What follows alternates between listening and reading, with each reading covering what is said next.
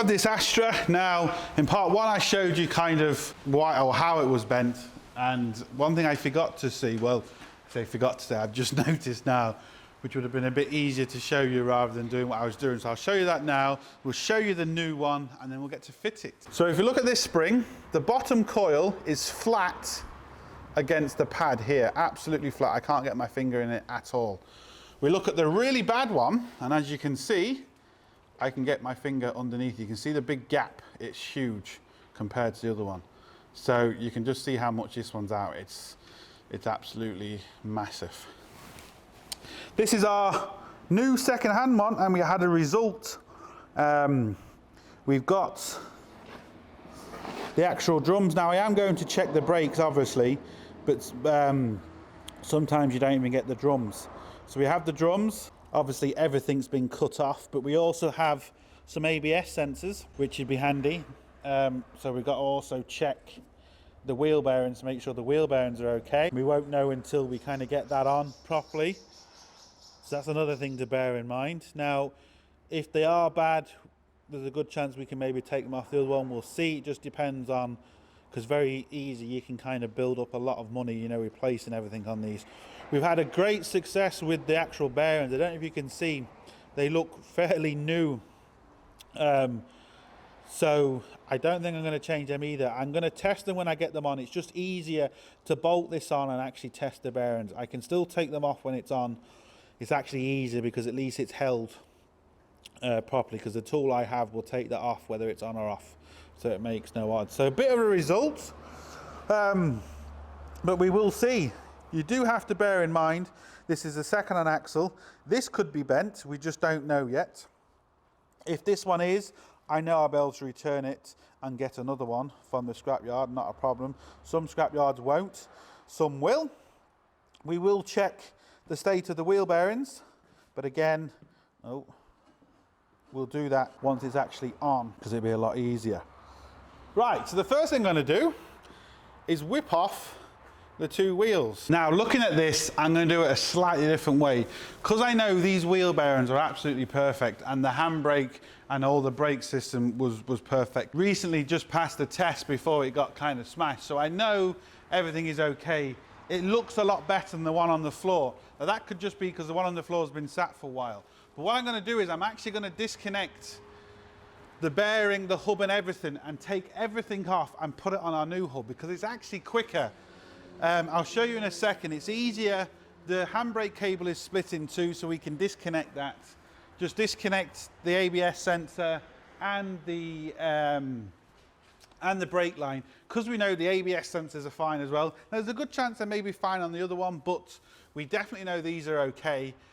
So I'm going to do that. It's actually going to be quicker for me. But what I need to do first is I need to remove the spring. And to remove the spring, I need to remove the shock. Now I'm going to show you everything on one side. There's no point in me showing you on both sides. It's going to be exactly the same. But what I will show you is what I mean to actually take this off. So if you can see here, we have a join for the handbrake cable. We can just pop out that, and we don't have to move anything or disconnect anything in the hub, which is really handy. As regards the actual bearing, once we get the spring off, you'll see there's 4 bolts. One, I'll show you better once we get it off. And we can remove the whole hub, bearing, brakes, and absolutely everything. I suppose we do have to be careful thinking about to make sure these aren't bent. Yes, I didn't think of that. Right, because we could have a problem there. I don't think we do, but we could do. What I'm going to do first is I'm going to prepare this back axle here, because we need to prepare this ready. You can see all the lines are on it. No point me showing you, because I'll show you on the one on the actual ar. But I need to disconnect all the lines, take all the pipes off, take the handbrake cables out, and absolutely everything. Get this ready to be put on. But as you can see, this one seems to be really rusty compared to the other one. So if I can use it, I would prefer to use the hub, the bearing, and absolutely everything on it. So what I will do is I'll take, you can actually see the 4 bolts a lot better. There we go. 4 bolts in there. 2 at the top, 2 at the bottom. So I'm going to disconnect that on this one. And then I'm going to put up, I can actually put up the axle. I can sit the springs on and see if we've got any gaps there first, like we do on the other spring. And then It's only 4 bolts. I can take off that hub and bearing assembly and put it on here. If I do have a problem, I can just quickly swap that back. It's not a big deal. It's only 4 bolts. That's what I do. So first thing I'm going to do is I'm going to repair this axle. So that means you have to be careful. I might not take all this off, because to take this off, if these bolts snap, I'm in trouble. So I'll just literally feed the wires. These have all been cut, obviously. I'll just disconnect all the wires from here. It'll be a lot easier. I will show you that on the one on the car, but I'm going to get this one ready. I will try and take that off first, because it's going to be easier for me, especially on the one on the car, just to put that bolt on rather than to try and disconnect all these. So I'm going to try and take them bolts off. If I can't, I'll just disconnect them. There's 2 bolts, then there we go, on this one here. So I'm going to do all that first, and then we'll see. Right, we're ready to go. As you can see, this side is all done, so I'm going to show you what I'm going to do on this side, and it's the same as what I've done on the floor. No point me showing you 4 times, because it's exactly the same. Now, this is an 11-year-old car, so you have to bear that in mind. Is it best to replace the shocks, replace the bearings, replace everything? Yes, of course it is. But, and there's a big but, it won't be worth doing all that to it. So, you know, my hands are tied. I have to think of the customer, think of the price and absolutely everything. For me to replace the shocks, replace the bearings, replace absolutely everything, it's just ridiculous. What I am going to do once I get this all back together, I will take it back down to put it on the tracking machine to make sure everything is right. There's nothing out of place. You're going to have to do that regardless. But like I said, with the shocks, they seem perfectly fine. If they're bent, you would see them leaking, because once they're bent, the seals will break. There's no leak in shocks. There's nothing like that. It's normally, in my experience, the actual axle that bends, not the actual hub. It all depends on what sort of hit it got, of course. But this seems absolutely 100% fine. You saw the wheel spin, the wheel span absolutely straight and lovely, so we can more or less kind of say there's nothing wrong here. We still might have a problem. This is why you have to put it back on the tracking machine to see. If we do, we'll kind of worry about that later. I just don't trust the rusty old hub. As you can see, this is just really rusty, and this could cause more problems than anything. What we know is, we know the ABS sensors are okay. We know the wheel bearings are okay because they're not making any noise. So we're kind of, we know where we are with this. We know the brakes work well. So just kind of, you know, at the end of the day, it's only 4 bolts. The spring has to come out to take these 4 bolts, but it's not a big deal. So if I do have a problem, I can easily, quickly change it. One thing I do want to say is, on the old axle, we got these. Now, these are for the ABS sensor. What scrapyards do, they just cut them off because, you know, it takes too long to disconnect everything properly. But keep these. You want to keep these, because this is handy if you need to make, well, anything like, you know, if you want to make some sort of tester for your ABS sensor, I can cut it here. I can put any connections I want. I'll write on it, this is off an Astra. The chances are this will fit a lot of cars, and you've kind of got a pigtail for your ABS sensor. So always keep these sort of wires handy. Don't throw them away, because you'll be amazed what the connections are actually good for and what you can actually do with them. So yeah, that's it. So what we're going to do is we're going to get into this side, show you what disconnected, and get the axle off. Sorted. Right, so what I need to do first is I want to disconnect all the lines. So we've got ABS lines and we've got brake lines, but we've got clips that essentially bolt onto the axle. And it's just going to be easier, rather than to try and release them here and to release them there, it's just going to be easier to release them here. Now, what I have done is, and I forgot to say, spray WD-40 on everything and leave it for a while. You can just see it dripping off there. It just helps. So I did that first, and hopefully these will come off. Now, they're an E10, so nice and easy. The other side came off nice and easy too. The one on the second-hand axle was a lot rustier, but this one, to be fair, kind of seems good. Now, just get that out of the way. There's 2 more on this side for the handbrake. Right, so you can see there's 2 more here for the handbrake, exactly the same, but here you can see, hopefully you can see that on camera, is where the handbrake actually joins. If it wasn't for this, it would just be a lot harder. So what I'm going to do is get a screwdriver in behind there, if I can do it with the light blinding me, and just pop out one of these little joiners. It should pop out nice and easy. There we go. Hopefully you can see what I mean. Can be a bit tricky just to get the rest of it out, but it's a lot easier than having to go inside the drum and loosen off the handbrake and reset it and all that. So that's why I'm doing it this way. There we go. That's disconnected. That means I can actually take off the hub like I want to. So remove these two E10s as well. There we go. That's just kind of hanging down now. It just means so much easier to reconnect it. Now, what I'll do next is we will actually disconnect the lines on the inside before we take the shock off. Now, the first thing we need to do is stop all the brake fluid coming out, because you don't want all the brake fluid to come out and bleed all the brakes and blah, blah, blah, blah, blah. Now, we're lucky we've got a flexi line here, and we're going to use this fella. This just is a special tool to actually crimp the flexi line, doesn't do any damage, stops the fluid coming out. This one's made by Spice Peckavent. I can't see a number on it, but there's loads of them out there. And what this does is, it just goes on, you slide this down, and it essentially holds it in place. Now, if you don't have a flexi line, or if you have to disconnect it somewhere else, the best way to do it, because you can't obviously crimp the metal line or the copper line, because, well, you just can't. What you do is you release it here, so to release the pressure. Then you get a bar, push the brake pedal all the way down and wedge it between the seats. Once you've done that, no more brake fluid will come out. Doesn't really matter which way you do it, both the same way. It just depends what connection you have to how you can do it. Hopefully you can see this. Just going to disconnect the ABS sensor first. There is a little tab you can push down with a screwdriver, but with a screwdriver or pliers, but I tend to find just lifting the tab up in there, pushing it out, just seems to work a bit better.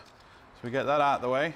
What we need to do now is take off the actual brake line. Now, you can't get a spanner or anything in here because the bleed nipple's in the way. And rather than trying to do it with the bleed nipple there, you're just going to cause damage. Just take the bleed nipple off, 7mm. Bleed nipple just screw off nice and easy. Now, if you've got rust build-up in here, you could be in trouble. This might not spin. You might have to make a new line up. So if you do have rust build-up, clean it, spray loads of WD. But if you do have rust build-up, you're as well off replacing it. Because at the end of the day, these are your brakes, which are important. Now, the old brake spanner, and hopefully it comes off. Yes, it does, nice and easy. As you can see, this is actually twisting on the pipe. The pipe isn't moving, but this is twisting out. Now, there we go.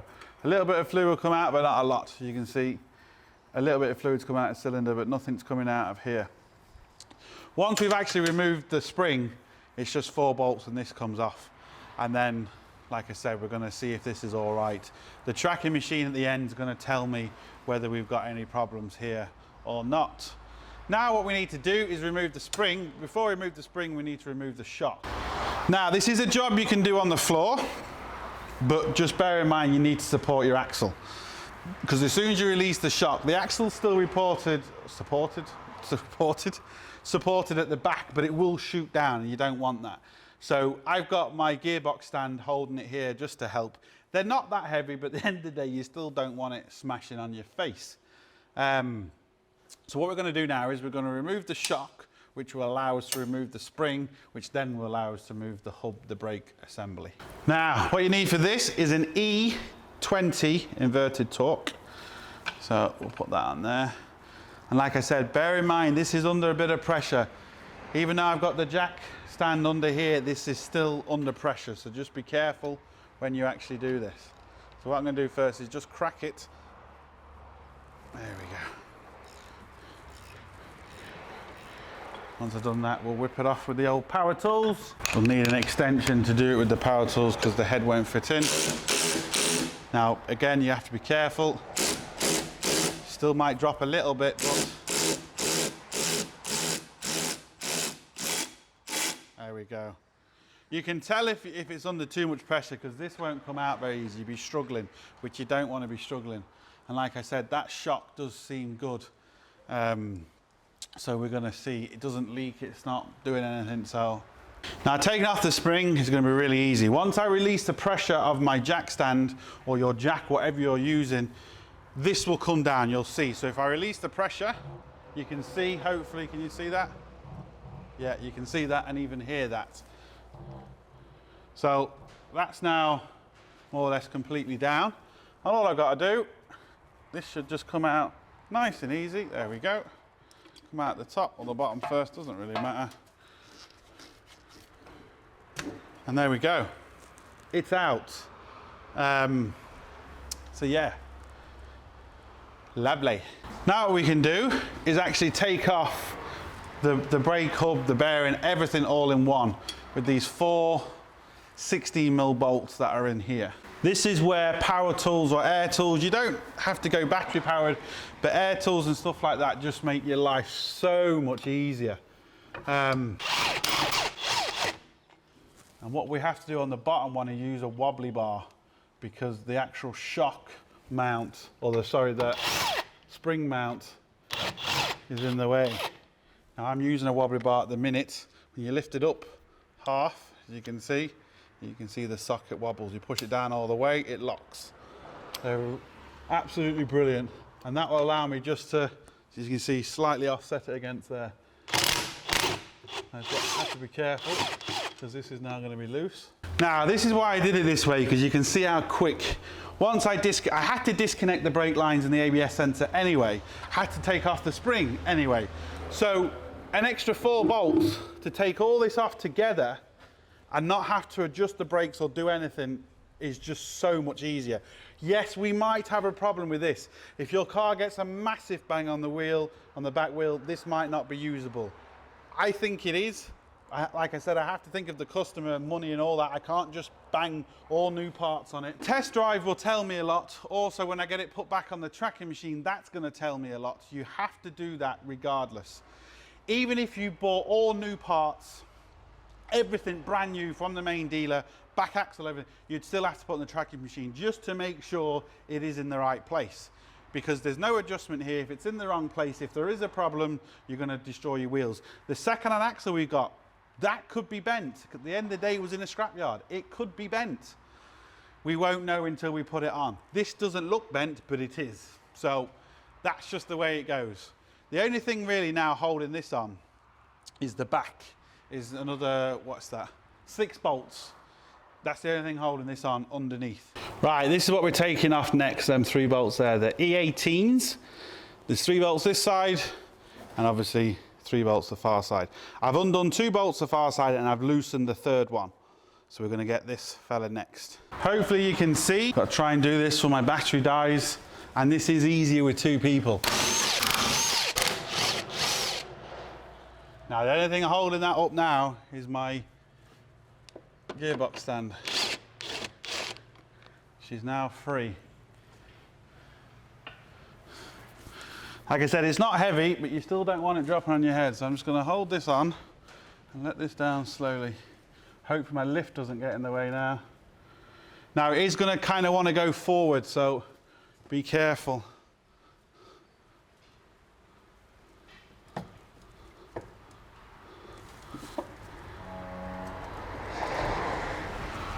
There we go. Nice and slowly. So it's not catching anything. Handbrake cables or anything like that. As you can see, it's rolling forward, but that doesn't matter.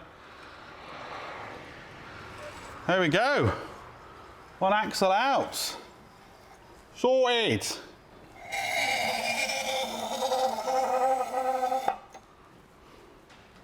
Look at that. Balance lovely. Right, we have the new second-hand axle here. This is the axle bushing. I have 2 of them. I might be replacing, I'm not 100% sure yet, but if we do, I'm going to do that on a separate video. These do look pretty new though. That's what it looks like if you wanted to know. Now, this is where you need to be careful. This is one of the axle bolts.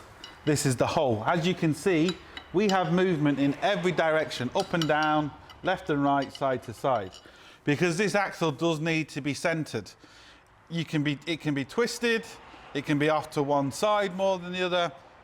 You know, it's going to be a bit of a nightmare. There is a few things I can show you to kind of get it rightish. The shocks do help a little bit, but as you can see, the shocks still do move, but the shocks can help a little bit. We can take a few measurements we can try and line up as best we can with the old holes, and you can see where it used to be lined up. So we can get, to be fair, a pretty good idea. I'll show you what I mean by that. When you actually look at these, it might not show on camera, you can see the outline of where the old axle, but you can actually see it there, look, the actual outline.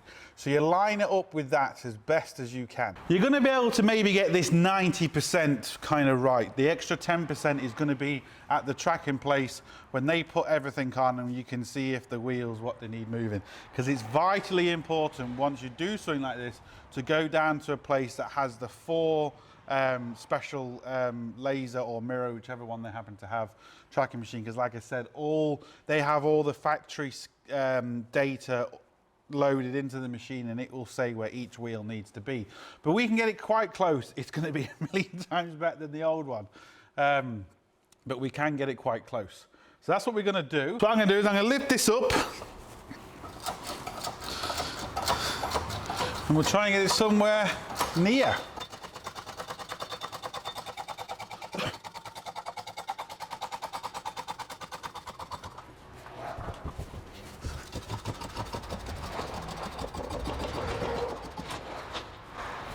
Now I'm going to put the bolts in just hand tight. I'm going to put the back 2 in first, just to kind of stop it from moving. You can mark before you take the axle off, but what I tend to find is they might be slightly different. They might, you know, and to mark them like that, it can help, but it's still not 100% guarantee. However you look about it, you do have to get this tracked. So what I like to do is put the back 2 bolts in just by hand, jack this up. Now, one thing I did just see, you have to be careful of, make sure the shocks are going in the right way. That's in the wrong place. That shock's okay. Jack it up a bit more to the front 2 holes line up. I'm now hitting the fuel tank. So let's put this down, move this. There we go. So I like to get the front 2 holes lined up, and this is where I'm going to line them up with the actual marks that I showed you. Just to kind of get it as close as possible. Then I'm going to take out the back bolts again and line up the back marks. So again, it'll make a lot more sense once you kind of do it yourself, but I can see that there is really quite close. What I do need to get, which I didn't, when you do this, you're going to have to kind of screw this up, not too tight, but just so it doesn't slip. So just snug, because once you put the bolt in, you can't see where the actual mark was. So I know that there now is pretty close.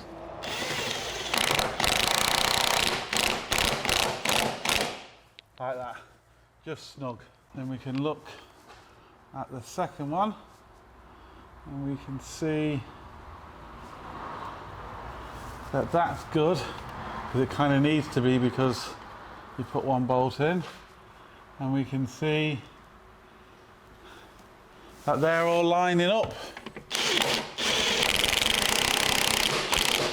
Again, these are not tight, they're just snug. Now for this side, hopefully the camera's showing this. That side, it isn't tight, but it's kind of tied in, and you can see how much movement, just how much movement I've actually got. Hopefully, just how much movement I've got up and down. I don't really have movement side to side because it's kind of tied in, but you can see just, and that can make a huge difference. You know, a couple of mil here, by the time it gets out on this arm and into the tyre, a couple of mil here could be 20 mil at the tyre. So again, what we need to do is exactly the same. Just need to jack this up a little bit more, just for it to line up, and get this. Now that's in a good place. That's in a good place. Just drop the bolt, it doesn't matter. Let me just see. I'm just moving it off the lines just to make sure my lines are correct. What you can do with this side is, once you think you got it right, give it another pump of the jack. That will lock it to the car, and you don't have to worry about anything. Now, that is as close as I'm going to get it by eye. You can mark the actual frame. Doesn't really matter, they're kind of the same thing. I tend to just go off the marks internally because I have noticed sometimes that they're slightly different. Even these could be slightly different. You're not going to get it 100% right. You do have to get it tracked to get it right. But we are certainly quite close. We're close enough to put everything back, to take it down to somewhere to get it tracked. Now, they're not tight, they're just kind of in. So what you need to do now is, depend on your car, find out your factory specs for your torque settings, torque them up, which I'm going to do in a minute. And yeah, we will get cracking. Right, what I'm going to do, just so I know I'm fairly right, we've 2 points here on the back axle. So there's 2 holes here, and they're both in exactly the same place. They can't be moved, they're fixed to the axle. As we go back into the car, on the actual subframe or the chassis of the car, we've 2 identical holes here. Again, they're fixed, they can't be moved. Now, you can do this with any hole. You just need to find 2 holes or 2 points of the car that match. And what I'm going to do, very simply, is just get a tape measure and put it in this hole, let the tape measure sit onto it, and measure the middle of this hole. So again, I can't get the camera in because I just can't do everything at once. But believe me, once you're doing this, you'll get the idea. What I'm seeing is if the axle is level with the front of the car. So all this is to see if this is pushed back or pushed forward more. You're never going to get it spot on. There is going to be a manufacturer's limit which you're allowed. I don't know what that is, but I don't really need to at the minute.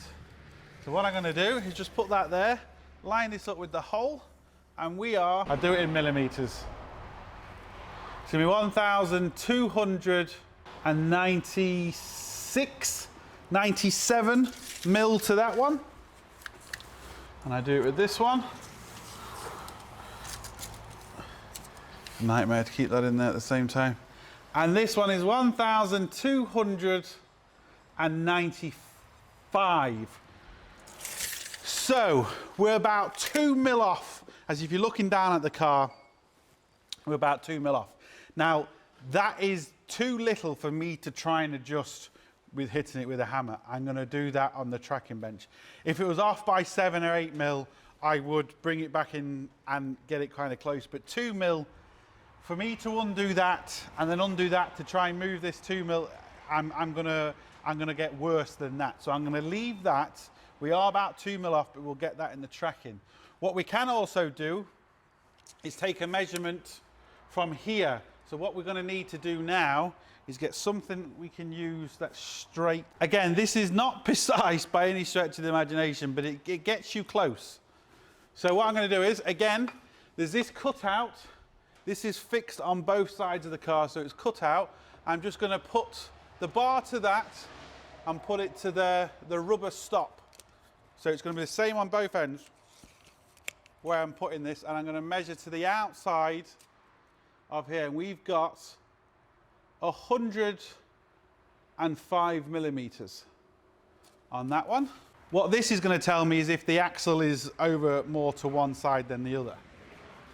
Again, if we're within a couple of mil, I'm going to leave it and we'll do it down to tracking. If we're an absolute mile off, I will do something about it. And well, 106 mil, so we're a mil off. So we're 2 mil off as regards the axle being this way, and we're 1 mil off the axle being that way. That is most probably in specification. I don't know, but you don't need to know. I know that's close enough for me to take it down and get tracked. If I was to try and adjust that 1 mil out of it, there's no way I can move this 1/2 mil to that side by hitting it with a hammer and trying to get it. It's just, I'll make it worse. Where the computer, when you put it on the computer, the best thing about the computer is the marks are red, and it's like a speedo almost. And when the dial is in the green, that means it's within manufacturer's specification. When it's in the red, that means it's off. So what you do is you loosen everything and just gently move it, tap it, whatever you need to do until them needles go into the green, and that's it. I'm not going to be able to get that little bit out of it. If it was 10 mil out, I would do something about it. But we're 3 mil out, which is a lot, but it still could be within specification. I'm happy enough to kind of continue going forward. I'm going to build up this side off camera, and I'll build up this side on camera. Simples. Now I actually can't completely build that side yet because I need this to hang down. When I put the shock in that end, it's going to be harder for this to hang down. So I want to put both, the spring. I want to put both springs in first. I'm using, not that it makes a difference, but I'm using the rubber and everything off the old spring. Lock this down. And this is going to be a really good test to see if that spring actually sits level once we lift this up and we get the shocks in place. So now both springs are in and the shocks are out, I can jack this up again, make sure I'm not hitting the tank. Enough. Now what you have to be careful is when you're on a lift or when you're on the floor, don't jack this up too much because you'll be lifting it off the lift or you'll be lifting it off your axle stands. So do be aware of that. There's only a certain way you can go before it starts lifting the car, and I've reached that limit. Right, I've reached that limit unfortunately, so what I'll have to do is I'll have to do each side at a time, which is not to worry. I could do it from the middle, but just to be safe, I'll just compress each spring separately. Which is the same thing really. So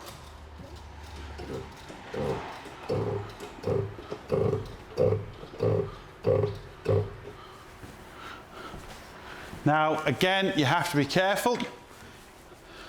You want to make sure you've got this. If I come around this side, yep, you can see that. You want to make sure you've got the bolt lined up. You're not trying to put this bolt at an angle because you'll cross thread this very, very quickly. I need to slightly lift up the shock to get it in.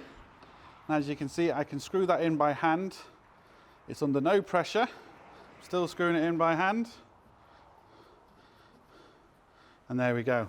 So I now know that is definitely under no pressure. I'm just going to screw this in just with this. And I do the other side, and then we can check, well, we can do a few more checks. Now, so them two shocks are in. This is not sat down fully flat yet, but we're going to get an idea from what it was, which you'll see in the first part, to what it is now. And it looks pretty good. Well, it looks very good, in fact. So I'll get you closer. We'll do this side first, which this side first was flat. As you can see, it's still flat at the bottom. There's no hole, there's no gap there. Now this side, there we go, look at that. Again, no gap. And not only that, when you actually sit back, this lines up the two bump stops, so the bottom bump stop and the top bump stop actually line up together. They're not off by over an inch like there was before. Again, you'll see that on part one. So already, we are definitely squarer. I know without even tracking this, this car is going to feel fantastic. The reason you have to track it is because you've seen the state of the tyres again in part one. It won't be long until they go the same way. This was, now this was bad, granted, but he did, I don't know, 300 miles, maybe 400 miles, if that. And that's how bad them tyres were within that short distance. This was bad though. So that's why you need to get your tyres tracked.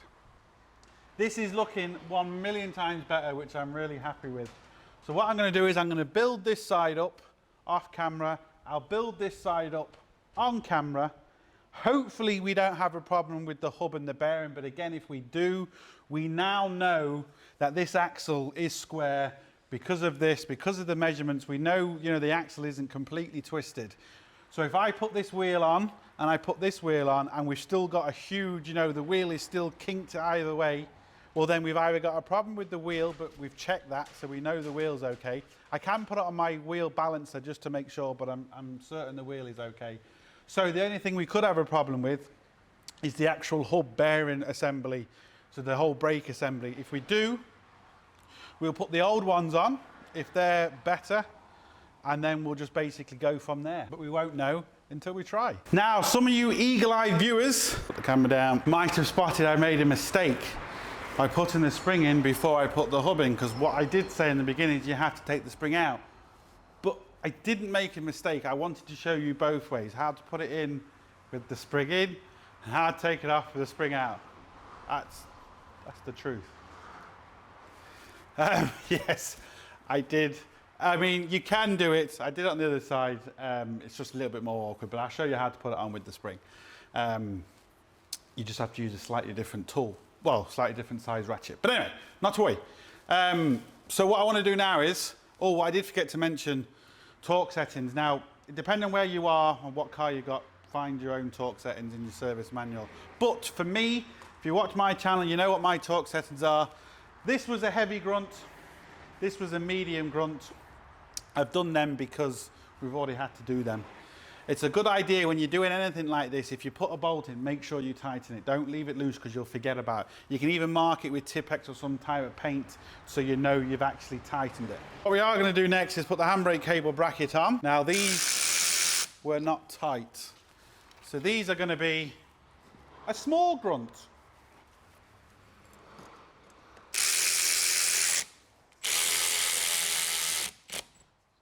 In there. A small grunt. Ooh. That's one. Another one. Ooh. There you go. Simple. Small grunt. Sorted. Now, the same on the inside for the ABS sensor and the brake line. Again, it's going to be a small grunt.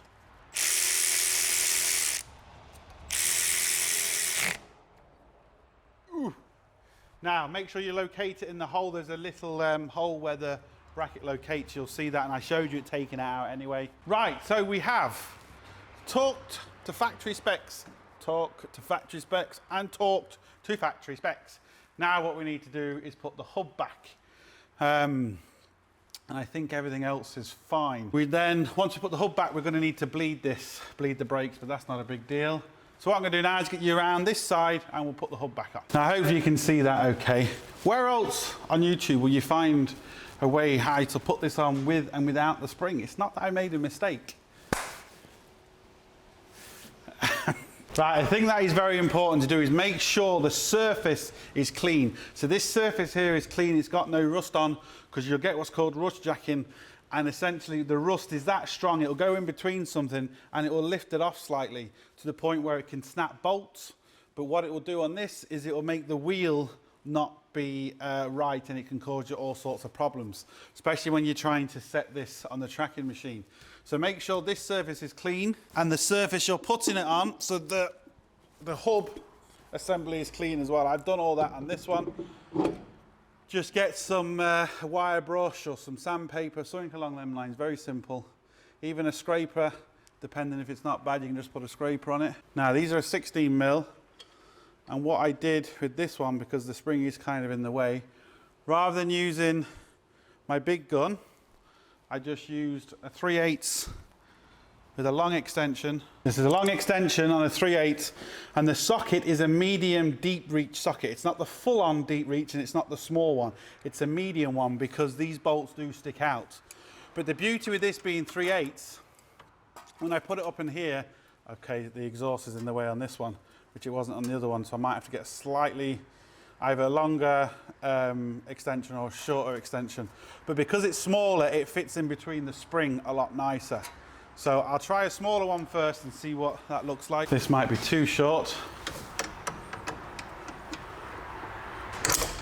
Yeah, I think this is going to be too... No, maybe not, we'll try it. I can always put this extension on the back of the other one, or I can get a longer reach socket. But we'll just... Be careful of this, be careful of your brake line. You don't want to... What you might be easier to do is just put your brake line in now, while it's loose, not tight, just a couple of threads, there we go. Now That'll make it easy, because once this is set, you might have to bend the brake line up and down, which can be a lot more awkward because they're easy to cross thread. So just want to get that kind of close. This is going to be a medium grunt, maybe a little bit more than a medium grunt. On this one. There we go. And the last one might be a bit too short for this one. There we go. Now they're just kind of in snug, they're not tight at all. Now this is where you have to get used to my torque setting, because this is like 17, 18 inches long on a 3/8 ratchet. It puts more pressure on. So we're going to be okay with this with a medium grunt. So we need a medium grunt, which is about there, maybe a little bit more. Yeah, that's the medium grunt. Same again. Yeah, there we go. Medium grunt sorted. I'm going to do the rest of the other two, and then not that much more to go. Sorted. Right, next thing, just plug in the ABS sensor. It's a thing that's easily forgotten about. Make sure it clicks. So that's not clicked in. Trying to do it without getting too much in the way of the camera. This doesn't want to click in. There we go. Now that's in. Now the next thing I want to do is put the brake line back. Because I've got it on, I'm just going to release this, which means it's going to start gravity bleeding. I want to try and get some of the fluid coming out just by gravity before, and we've got a few seconds while we tighten up this for that to happen. We still need to bleed it properly, but at least with the gravity bleeding, we're going to get quite close, and it's just going to make it easier for us once we come to bleed it. I've done loads of videos on bleeding, so there's no point in me showing the bleeding process because I've done loads of videos. I've even done a separate video just how to bleed brake. So I'm just going to wait for that to start coming out. Once it starts coming out by itself, I'm just going to screw in the bleed nipple, 7mm bleed nipple here. I'm going to screw that in, and then it's more or less done. I've got to change the 2 tyres, so I've got to put 2 new tyres on it. I've got to then take it down the road for a spin, go and get it tracked again, and yeah, oh, are we coming out? Yeah, we're coming out. Once you see it dripping, I'm going to leave it to drip for another maybe 30 seconds, just so the any air bubbles can come out. We're going to be close to this now, and then it still needs bleeding. So screw this in now. What have I got left to do? Change the 2 tyres, put them on, take it for a drive, see what it feels like, go and get it tracked. We might have to move this, we could be bang on, who knows. So get it tracked, then come back, and hopefully it's the end of the video. Hopefully we haven't got another issue here. Oh, I've also got to put on the handbrake cables. Now again, there's no point me showing you that, because all I'm going to do is push in that clip that I pushed out. It really is as simple as that. So that is important. Now tighten this before I forget, and next time you see me, I've taken the car for a spin, I've got it tracked, and fingers crossed, it's done. Sorted. Right, great news. I'll put the picture of the old track in here, how bad it was, and a picture of the new one here. Absolutely spot on. As you can see, it's in the manufacturer's specification, and we didn't have to adjust it. Just got it right first time, which was seriously lucky. But there's no way of knowing until you actually go and check it. So just check it. Even if you think the car is driving perfect, just check it, because you will do damage to your back tyres very quickly. Not only that, if your back axle is wrong when you go around a corner, the arse end of the cars are going to come out. It's not going to be worth doing. So this is now completely tracked, done, tightened up, driving absolutely perfect. Got the new tyres on it, absolutely everything. So yeah, that's it. Job well done, sorted. So hope it helps. Share, subscribe, all the usual links down here, links up here, but most importantly, don't forget, get your hands dirty. See you for the next one.